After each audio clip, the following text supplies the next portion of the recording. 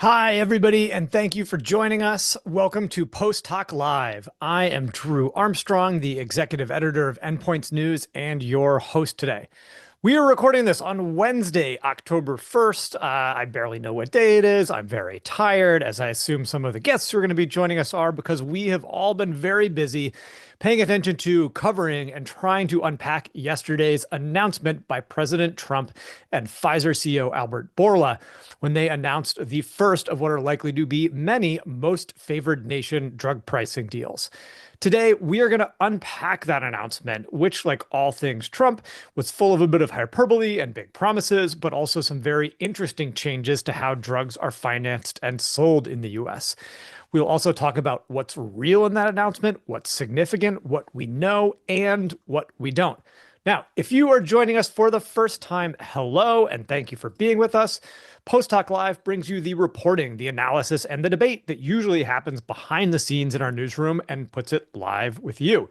If you're joining us on YouTube and you're not already following us, please hit that little subscribe button below our feed to get alerts about future live streams. You can also sign up for the Post Talk email on your Endpoints News subscription page. And if you are with us on YouTube today, you can use the live chat to join the conversation and ask us questions. If you miss us live, recordings will live on YouTube, Spotify, and Apple Podcasts.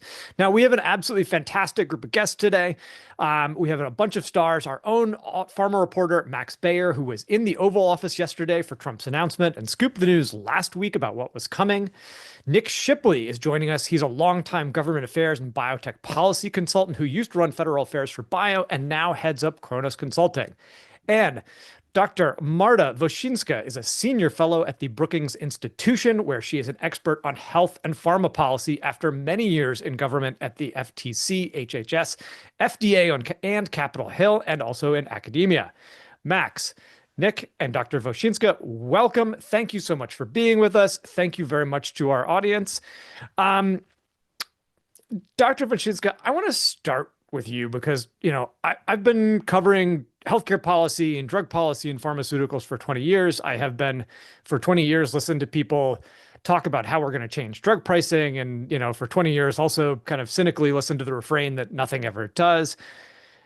When you look at yesterday's announcement, and I attach all the caveats to this that I think we're going to get into, like, what is the most notable thing there that you think is real meaningful nudge or change potentially on how drugs are sold and paid for in the US, or the comparison with what's going on with some of the pricing overseas as well? I think the most striking thing for me is the approach of how the government would be engaging in this space, which is not through rulemaking or new laws, but by having manufacturers agree to take certain steps, right? I mean, that is just truly unprecedented. So I think that is the part that jumps out most at me. And also how it's one manufacturer at this point, sort of in a sense, setting the tone for all of this, and kind of creating a benchmark for others to follow. I don't think we have ever seen anything like this. Maybe in other industries, but I doubt it. But it's really striking to see this kind of an approach, because I think everybody was saying it's voluntary steps. Nobody's going to volunteer anything. So I mean, we can unpack of how far does this really go. Yeah. But I think that really was what was so striking. And some of the things were really impressive. Again, in the law, you'll have in a sense, a version of MFN with best price for Medicaid, right? Suddenly we're going to start looking at foreign countries, and the manufacturer actually commits to be offering the same price as in other countries, with nothing like this being anywhere in the law or in guidances. So quite striking, I would say. Yeah. And Nick, I mean, you, I know, have been working a lot on this over the last couple of months. And and working with some clients who are following this very closely and are presumably involved in some of these negotiations. I mean, I'm curious if you agree with Marta's take. And I mean, ironically, I was having a conversation earlier this morning with someone in China, and we were talking about state capitalism and, the kind of government involvement and the kind of, hey, you're going to do like this is for the good of the country and you're going to do this and we don't do these things by law. It's a very present aspect of the economic system there and seems to kind of becoming more and more common here. And we were joking about that. But yeah, what's your take on kind of the attitude towards Washington that this is creating and how people are trying to navigate this environment?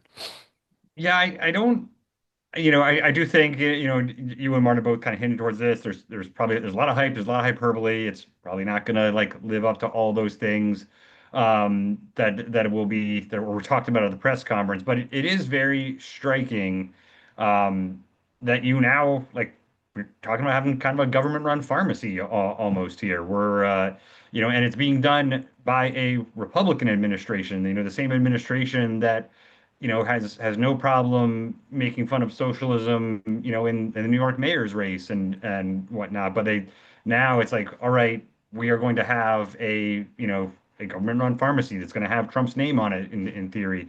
I guess we'll see. It's not supposed to roll out until 2026, I understand now, but that's the plan. And I don't think it's lost on anyone in DC who used the term state-run capitalism. I think I remember maybe it was the Wall Street Journal or something used that a little while back. And I do think across many industries, not just this industry, that is kind of something everyone is should be grappling with it. If you're not, it is very clear that Trump has a very preferred tactic of using the bully pulpit, via the press conference, via cabinet meetings, inviting the media in to try to, kind of cajole and bully companies into doing what he would like them to do. And that's kind of where you end up. And I don't want to pretend that Pfizer, didn't see some value in striking this. I don't represent Pfizer, so I don't, mean to speak for everything they're saying, but Borla himself, talked about it at the event. But it very much is this kind of approach of Trump to just kind of, lean on you publicly as much as he can until you're given the concession that he would like. And I do think you're creating some very odd kind of policy inconsistencies here. This idea of like, if you're Pfizer, what does this mean vis-a-vis your position on MFN, you most favored nation? You have historically, been opposed to that, and Yeah. people might look at this and say like, oh no, this wasn't real MFN. We didn't do a price cap. We didn't do a actual reference pricing. But the perception is the perception, and that matters a lot in politics. So Yeah. it's going to be tough to explain away in some cases. Max, what's your sense of like what happened over the last two weeks and kind of where we go next? I mean, and I say this just to like give our audience a flavor. Like Max and I've been badgering Max, for months now. Like, what's going on in Washington? When are we getting a deal? What's going on in Washington? When are we getting a deal? And we've both been talking to a lot of companies, and it kind of felt like everything was uncertain and people were very chatty for, a period of time. And then about a week or so ago, it kind of felt like something started to gel and people got very quiet. And we kind of got a sense that things were moving toward at least some kind of action. And you had a story Friday, indicating that. But like, what's your read on where we stand with all these talks and what happens next? Um, I think like where things stand after yesterday is like the administration, like sort of plastering yesterday as if it's like a sign, like, and they're sort of pointing to it for other companies and be like, this could be you, like you could be done with this, like if you just sign at the dotted, and I think that I describe it that way because for a number of reasons. First, like on a separate press call, a senior administration official sort of described this pipeline of deals that they have now. Some are already completed. For some companies, they didn't specify who or how many, but they said some are completed, some are close to the finish, some are like sort of just beginning, presumably for companies that might want to relinquish themselves of this tariff risk or to have the same sort of like 3-year period. So I think like what sort of preceded that in a way, and I asked this same senior administration official about like what were some of the sticking points in the negotiation and got a bit of sort of a broad answer. But I do think sort of one of the things that was interesting is like, these conversations started with I think it was the May executive order. And they described, like sort of pharmas were kind of like, why would we participate in this? I think the why for the companies wasn't really there. So then in classic Trump fashion, like, the temperature is like slowly increased over time. First, it's like tariffs, and then it's the letters that we reported on at the end of July. Now we're seeing, sort of the potential for CMMI demos, which I think is sort of the biggest question mark in a way, because they're usually narrow in scope, but you could imagine that the Trump administration sort of tries to balloon them to their maximum effect. And essentially is sort of, in a way, acting on the original EO, which is like, if you don't come to the table, we're going to use every lever that we have to make this painful for you. One thing we haven't even talked about, by the way, and we could get into it, I think there's a lot to be revealed, but you had Commissioner McCary say that offering MFN prices gets you to the top of the line on FDA submissions. Yeah. I mean, if Yeah, that's that true, feels like a very big deal in some right. I ways. mean, if that's Yeah. true, and it might not, I mean, I think that there's a ton of like congressional and statutory issues there, but like that's an example. I just use it as an example of like what the administration is trying to do through the podium and through their rhetoric is like, we're going to make this hard for you if you don't play ball. And at least publicly, like, we're going to make your lives a lot easier in the things that are important. And I think those sort of periphery mechanisms, those tools at the government's disposal, like really started to come out, I think, in August and in September in these talks.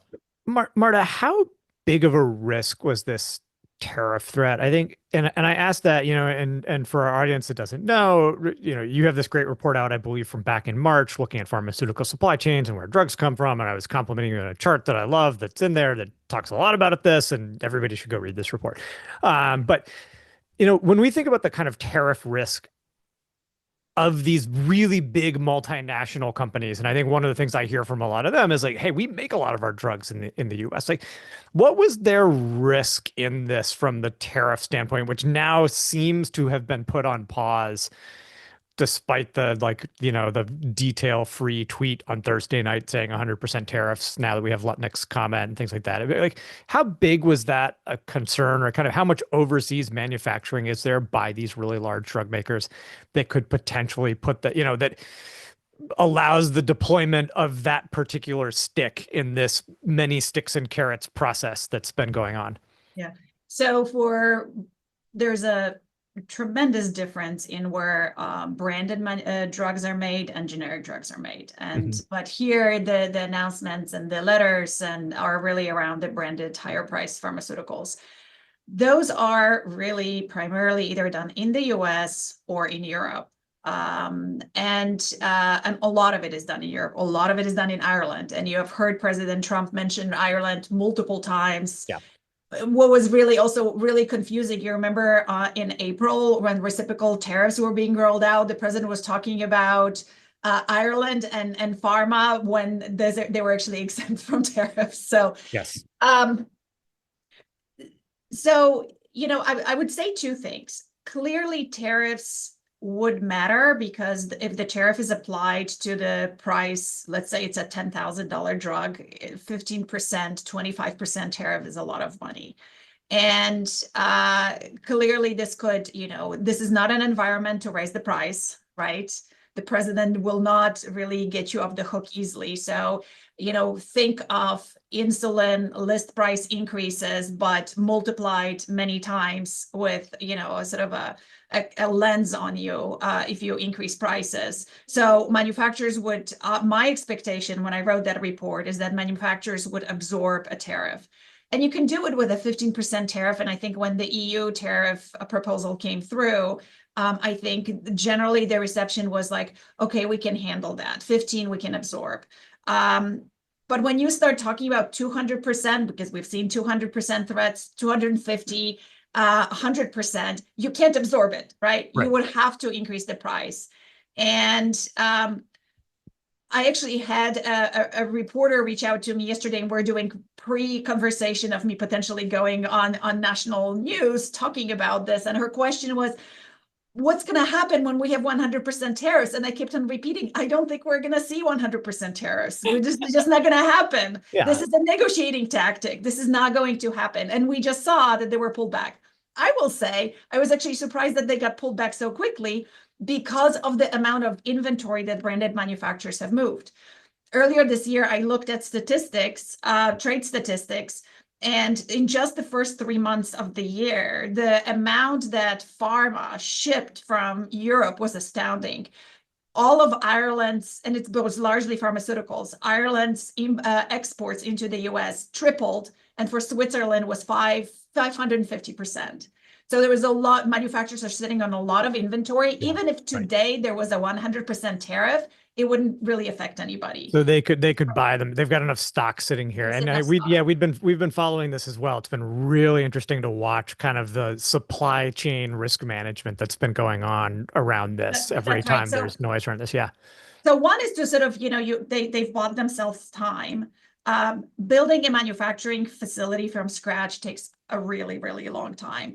There's an in-between that is more possible for some manufacturers than others, which is what I call reorganizing the chairs. So, a lot of these are multinational firms. They have a footprint on both sides of the pond.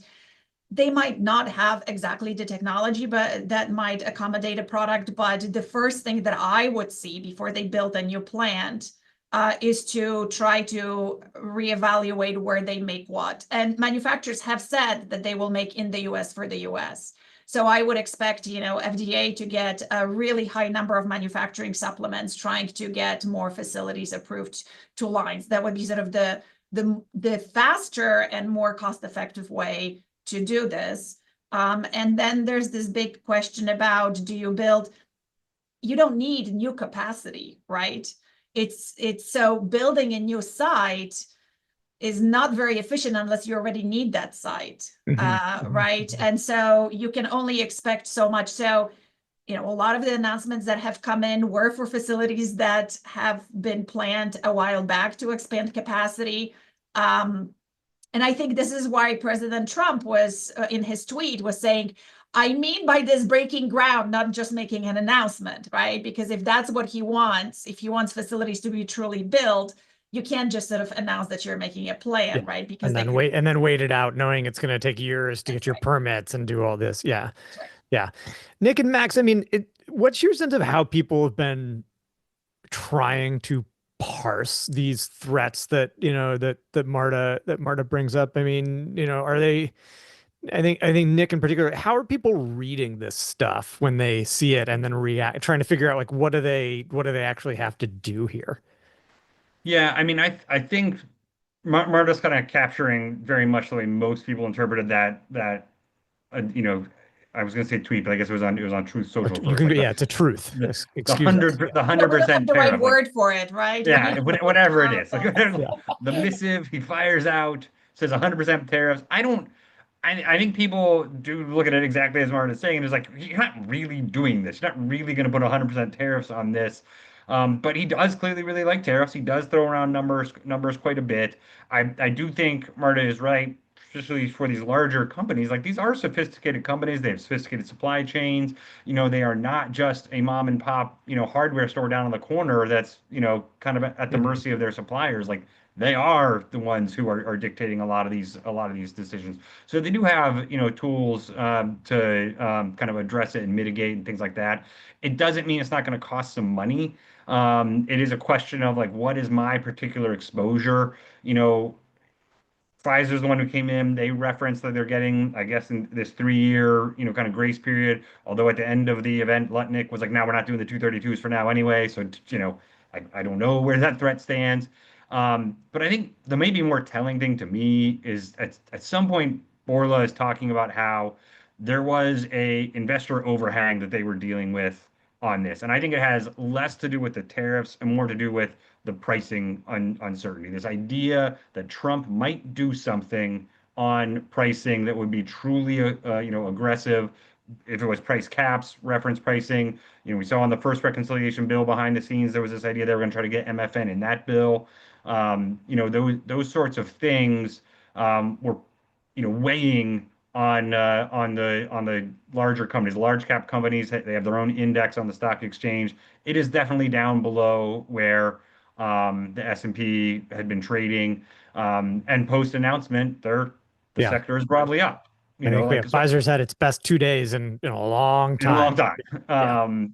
Yeah. But I think there was something to that. I think there was this idea that like the pricing uncertainty was putting, some pressure on there. And I do think that it all kind of flows together is my point. Like you're putting the Truth Social post about tariffs, you're threatening the demos, the CMMI demos that Max alluded to. We didn't end up seeing those. And you're just kind of making all these threats constantly, constantly, constantly. It weighs, on these publicly traded companies and they make the decision they make. Pfizer can only speak for Pfizer at the end of the day here. That's probably something else to keep in mind.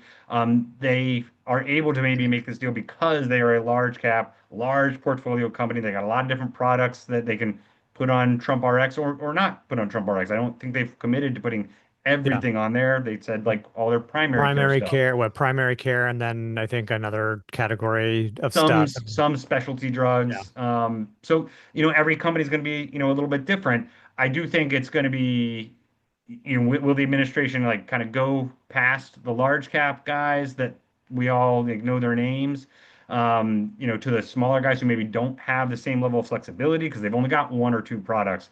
Those are the same companies that might have more trouble with a supply chain tariff management issue because they just don't have the same options, the same resources, et cetera. So I do think there's a lot of kind of probably a lot more questions than answers here at the end of the day. I'd be very curious to see, Trump's promising the next company coming through the door on next Friday. We'll see if that manifests. We're also during a shutdown now, so maybe it can, maybe it can't. I don't know.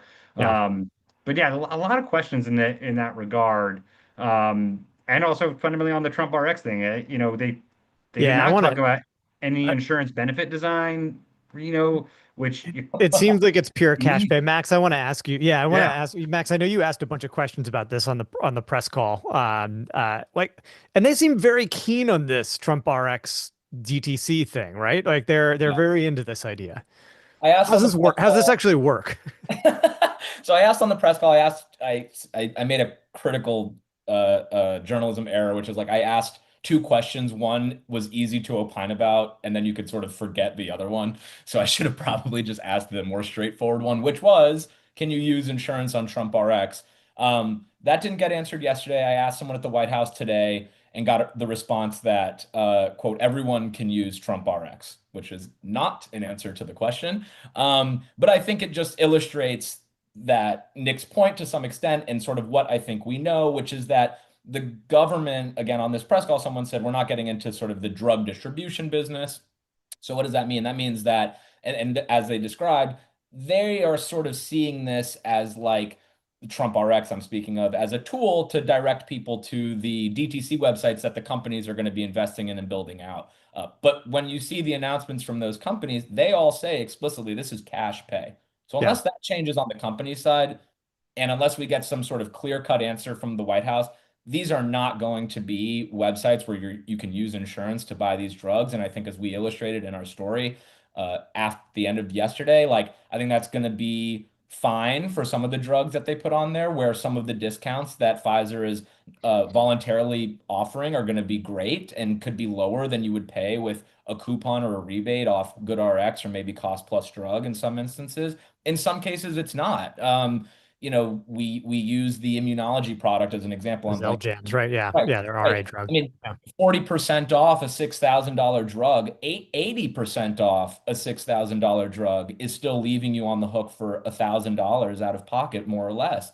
I don't think a lot of patients are going to be flocking to that. I want to get one point, though, to the question you asked Nick as well. And I think this speaks a little bit to sort of the reaction. Like, and we reported on this, Drew, like, I haven't seen the industry more frantic and scared than when it seemed like the administration was going to push for MFN language in legislation.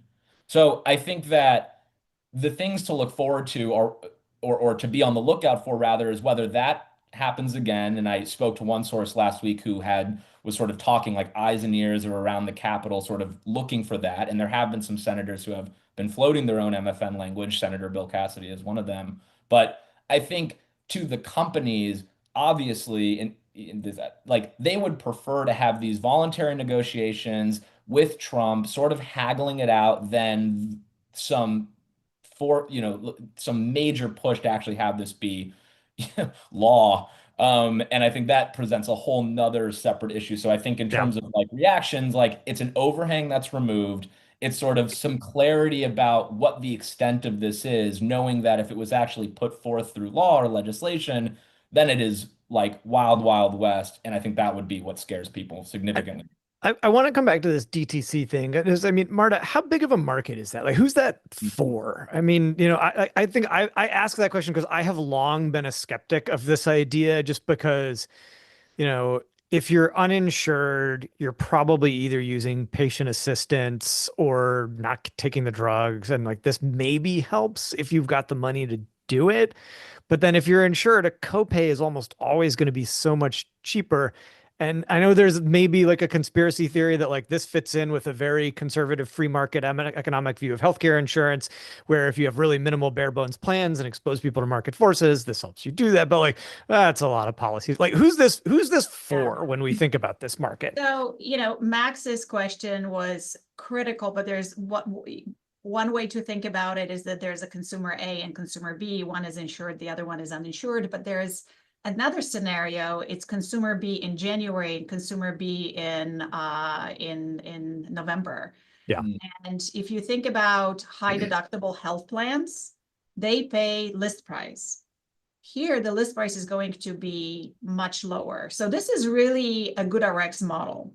And then the question is the GoodRx, and it might actually have a much bigger discount. And you already mentioned, Max, GoodRx. So, there are clear markets where there is a large market, GLP-1s. When I first saw the announcement, I immediately thought about, I've been doing a lot of work on GLP-1s and compounding. My first thought was, oh, this is directed straight at Neville and Eli Lilly. Yeah. I do agree with you that if you're uninsured, even though it's 80% off, or probably is going to be more like 50% off, the price probably still not going to be low enough. But the high deductible phase, that could be especially in the employer market, right? In the commercial market, it could be pretty sizable. But here's a different question around insurance. So clearly, if you're in the deductible phase, you pay that. But the question is, does it allow you to move through the deductible phase? Yeah. Will your insurer actually consider that? Because if your insurer considers that, then that's great. Well, I mean, either way, you're actually slowing down your progression in the deductible. And I mean, you still got to hit your deductible, right? You still have to get your deductible, and you might end up actually spending more money in the process than if you hit the deductible phase early and then paid $10 instead of $300. So if you do the math, it depends on what drugs you're taking, whether you would be hitting the deductible versus not. If you were going to be stuck in the deductible phase the entire year and never hit the deductible, then it really doesn't matter. But it depends when you would hit the deductible.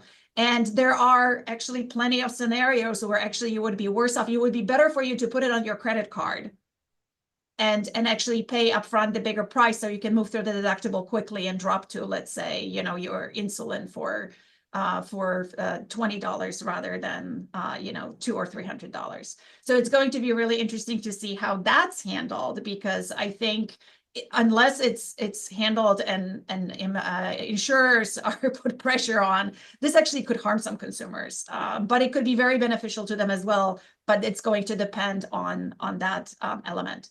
Do we know who's going to run? Sorry, Nick, I'll come back to you. Do we know anything about who's going to run this website? I mean, is TrumpRx just going to be a collection of links to pharma DTC programs? I know Pharma launched their own collection of links. Like, what do we actually know here about what this thing is going to be? Do we know anything?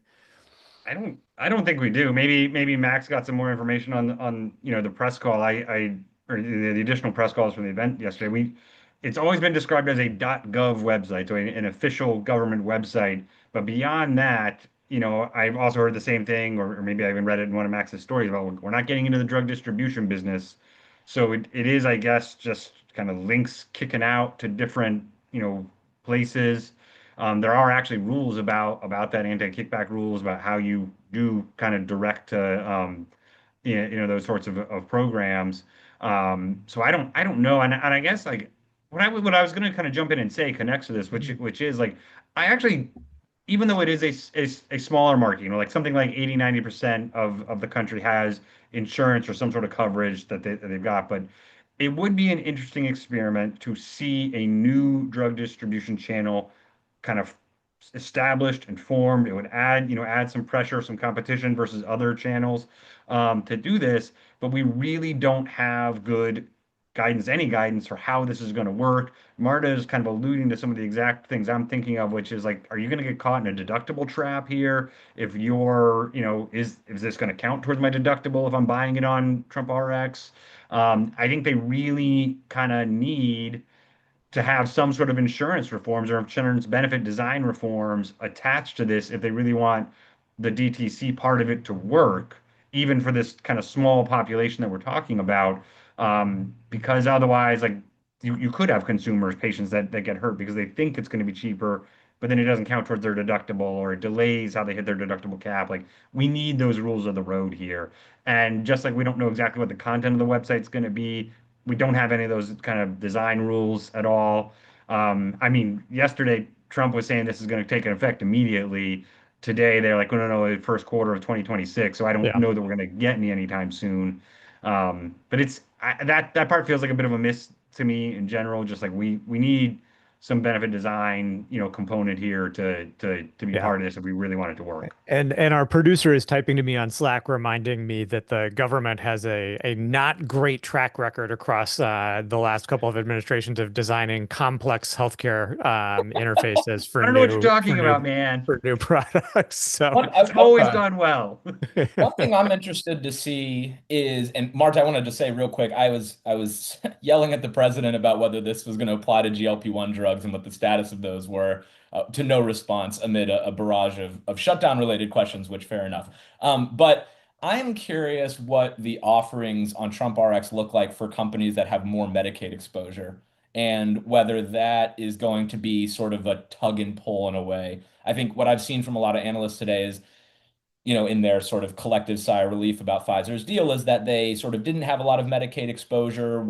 So what the additional supplements or supplemental rebates, I guess, I'm learning a lot as we go, but like the supplemental rebates that the government says they're going to be offering more of to get Medicaid prices down even more to match MFN. yeah. Um, you know, Once we get into Medicaid pricing policy, we're going to need another hour. So everybody I go need get another guy other than go me. get a You'll coffee. need someone Yeah. other than me. I can promise you that. But it will I am interested if, for a company like a BMS, and I don't know any reporting on BMS to be clear, but like they just bought the schizophrenia drug Cobenfy. We've been talking about them a lot about sort of, first it was sort of cuts to Medicaid through bills, but I'm just curious, like, what is their stance going to be about getting that price lower to a Medicaid population that might really need that drug? Or would they sort of try and strike their own sort of separate deal where it's like, look, please, like, leave Cobenfy off limits in terms of these additional supplements. We'll put X, Y, and Z more on TrumpRx, or we'll do this more. So again, like looking at the collective totality of the Pfizer deal, what I just sort of walked away with is that they are giving the companies an opportunity to pull a number of different levels to meet their broad demand. But they did say explicitly on the press call that like they were cognizant of not punishing companies' bottom lines to the point where this is not going to be where they would walk away from the negotiating table. I think, Trump calling this a victory and all that, and as he is and is want to do, and the whole administration, like I think they did know that the success here was contingent on everyone staying at the table and seeing this through the finish line, despite the rhetoric around it and the letters and so on and so forth. So I'm curious what other companies, if they have their own deals, how they differ from Pfizer in what drugs they're offering and where.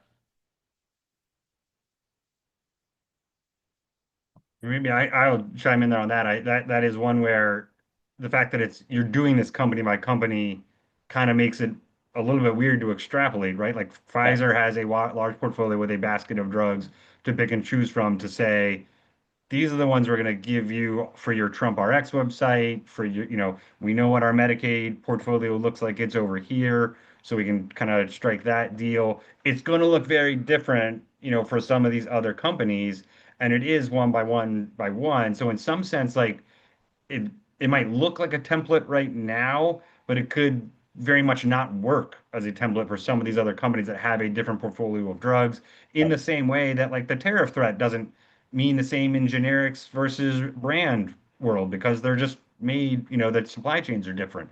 So I again, I kind of come back to the idea that like Pfizer, even though they're a big brand name, everyone knows Pfizer, et cetera. Albert Bourla has been kind of a fixture in the pharma CEO community, but he can really only Very, speak very, for Pfizer.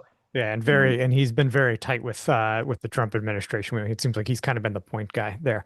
All right, just so to wrap things up, I want to ask everybody to kind of weigh in with what are your one or two things we still really don't know that you want to know. Max, I will start with you. What don't we know yet, and might we find out in the next few days or weeks that you're most interested in?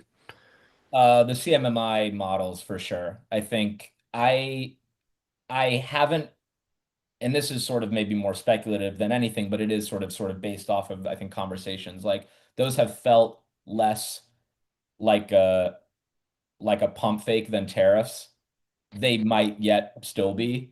But I think I'm interested, and that's partly because the administration actually sort of went through with this or tried to in the first term. So there's actually Well, they've got a reg sitting there as well from they got a voting. reg. They actually, I think there might be two regs sitting there. Yeah. But like, so I think those feel way more legit. And so, what do they ultimately look like? What do they encompass? How broad or how narrow are they? And what is the industry pushback? Yeah. Nick, what are you trying to figure out right now? I mean, look, Max kind of half stole mine. I do think there is the idea of like, are you going to do something, quote unquote, real? And I say that with scare quotes because it's like a reg, a statute, or is it all going to be this voluntary thing?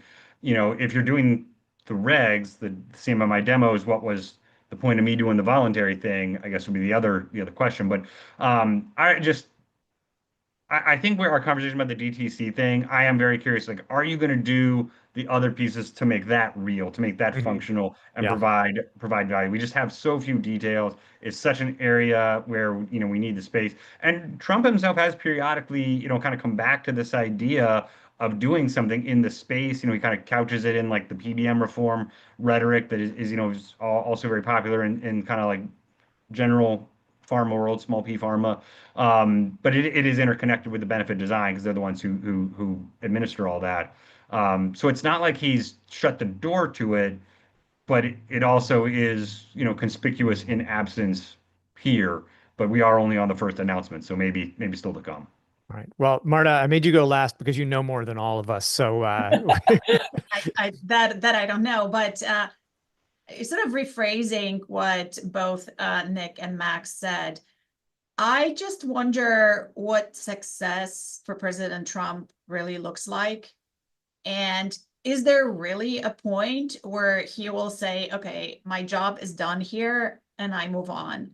And I think there's sort of this expectation from manufacturers that they can satisfy whatever expectations there are from President Trump. And then he will, I mean, it definitely will happen for Pfizer in the short term, or so I think. But the question is there a place where you get and the president announces success and then moves on to some other things and leaves pharma alone? And I think the industry is really counting on that.